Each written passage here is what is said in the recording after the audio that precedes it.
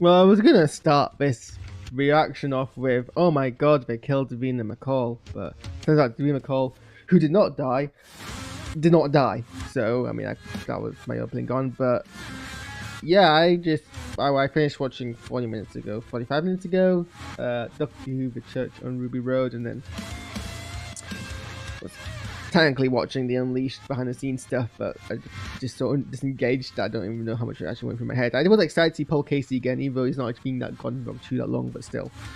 My reaction to that episode is I am really starting to feel bad for Shuti Gatwa. Like, can we please just get an episode where he's actually able to like establish himself as the Doctor? Like,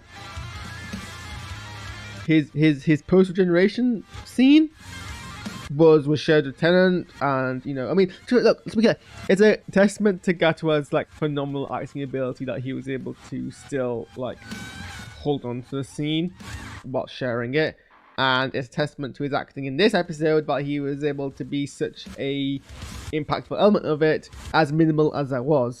But last episode couldn't tell you anything about who that Doctor was, because everything about the ending was about Tennant's Doctor. In this episode, it just felt more like a Christmas special for a Doctor we have already met and has already been established, rather than someone who we still have yet to know. We didn't get any of those establishing moments.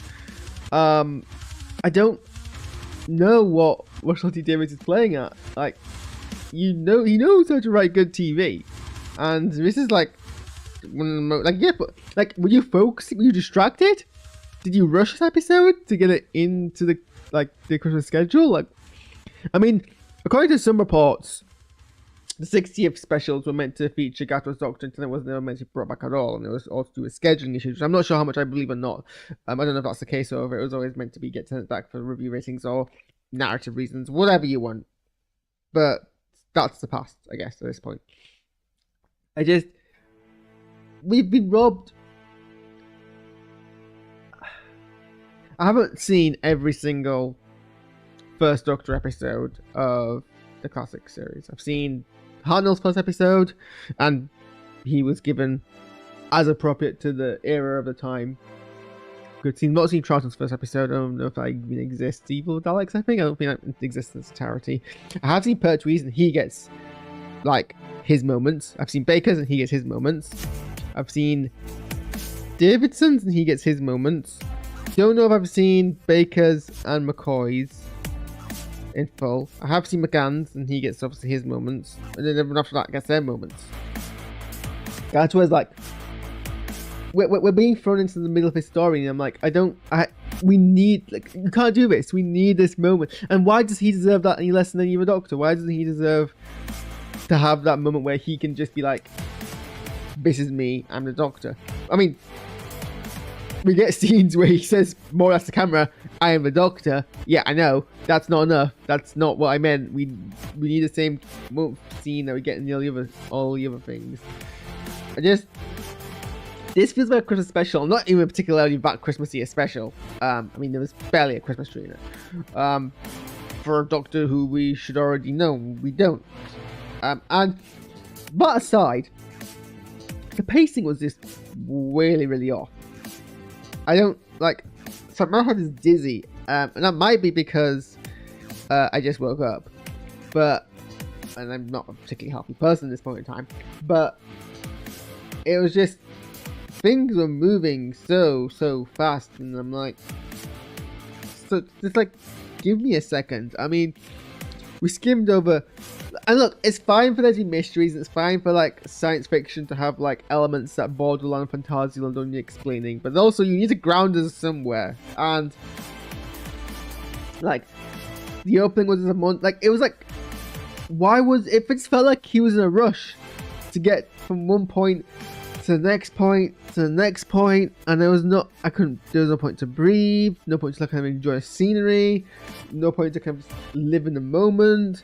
Even the parts of the episode that I enjoyed, I loved this part where the Doctor started singing. That was so good. I wanted to live in that moment, but I couldn't because there's so much going on. I was still like confused with what these goblins' deal was.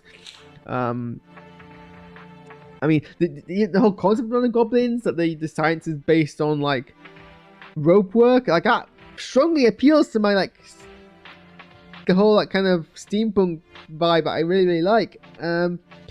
But I just couldn't like stick in the moment. I don't really know what else to kind of say about the episode. It went so fast. I mean, like I said, mysteries are fine, you know. We don't need to know who Ruby's biological mother is. That can be left to the whims of time. That's fine. I'm not complaining a lack of explanation. I'm just saying that the episode just did not give me much to kind of be like, how what? It's like I said the entire time. I'm like, Millie Gibson and Shuri Gatwa are so good together. Ruby and the Doctor are so good together. Kinda. I'll get to that in a second. That I spent the entire time being like, I want to see more of these people just getting to know each other. And I didn't get that, and it wasn't like in a kind of I want to see more of them in a this is built up my excitement kind of way. It was I want to see more of them because I don't feel satisfied kind of way, you know? Everything seemed so rushed, and like I don't even know what Ruby's deal is as a character. Like, I mean, to be fair, I'm not that. I bet I rarely, you know, live or die Doctor Who wise about the companion qualities because they can fluctuate so wildly and they're not always good, and I don't always care, or I barely care. But she seemed, and especially for like an episode which is meant to be like a new starting off point for Doctor Who fans, it just seemed to like assume you knew what the Doctor's whole deal was, because like Ruby just seems to know what the whole Doctor's whole deal is. She was completely fine to like trust him, go along with him, go along with the whimsy. Like, I feel like we missed that kind of bonding point between them. Like, why is she trusting this weird man who just turns up, or at least man presenting alien turning up and doing weird things, and she's like, yeah, I guess this is normal, like, as if like she's a Doctor Who fan, which she is, in an episode of Doctor Who. Like, I'm not saying we should spend the entire episode in a state of distrust, but where was that point where, like, maybe not every other, but like, you know, I think most companions have that period where where the Doctor kind of earns their trust, right? That's the first obstacle they have to face. I mean, Rose was 10 minutes shorter an episode 18 years ago, more, and it somehow felt we got more character development in those 45 minutes than we got in this 55 minutes. Like, why was there so much going on? I mean, I felt like the Goblins were barely in it, and they were so like an intriguing aspect. I mean, to be fair, Ruby was just like a ball of energy the entire way through, and maybe that's off-putting to me because I am now a old person and she is a Zoomer. But honestly, there was more character development for the Grandma, Cherry, Sunday, and she's a really companion. I've still lost my friend. I should probably credit that, but I don't know what's going on. Don't know. And then, I mean, honestly, the most fascinating part of the episode was the ending where a character broke the fourth wall. And I'm like, okay, is this a reference to Feast of Stephen? Are we Feast of Stephening this now?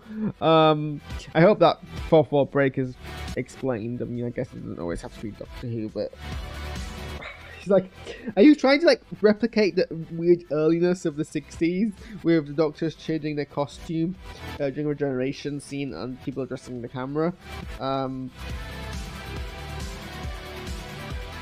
I mean, I guess she could have just been staring inside the middle distance on the floor. Or I guess maybe, what's his name? Abdul walked behind the camera. But yeah, everyone's speculating about who Mrs. Split is, and honestly, the thing is, I don't really care about Doctor Who speculation anymore because, frankly, inevitably someone in the first 5 minutes gets it right, and then everyone else is just throwing everyone else in before as well. Like, it's not the first person who gets it right, but someone gets it right within the first 5 minutes, and every other guess is just everyone in front of the wall, and then it's one person's proven right. Like, I can just list every single significant female presenting character in Doctor Who, and it's going to be one of them, or none of them. I don't really care. I'm worried. I mean, this is really strange. I have been an avid defender, extremely on the Doctor Who bandwagon, never fell off in the last 18 years. I have never not been excited for Doctor Who until like now. I mean, I got less excited because I got older and I got more distracted and I had more like life things to deal with, and like I got detached from the fandom. But the show was always like important to me. I always sat down and I was excited, and now I'm like feeling that less than I had. It's not gone, don't get me wrong, but it's not less than it's ever been. So I am worried, and I don't know what Russell T Davies's issue with Gatwa is. Like, why do you cast a guy if you're gonna like undermine him so much? So those are my thoughts. And now we're Doctor Who free for 5 months. Most peaceful time of my life again, I guess. Well, no, it's not, because the discourse never ends. The discourse never ends. Thanks for tuning in. I should probably consume some food before I faint. And then play some video games again, but not too late because I have a coach in the morning. Don't want to tell you that. Bye.